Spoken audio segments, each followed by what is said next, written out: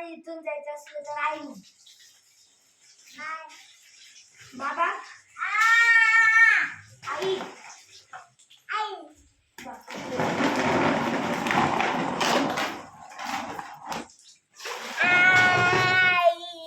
इथं थांबायचं असेल तर दादा म्हण. दादा. असा आहे माझा हा छोटा भाऊ ज्याला मला खेळवावं लागतं.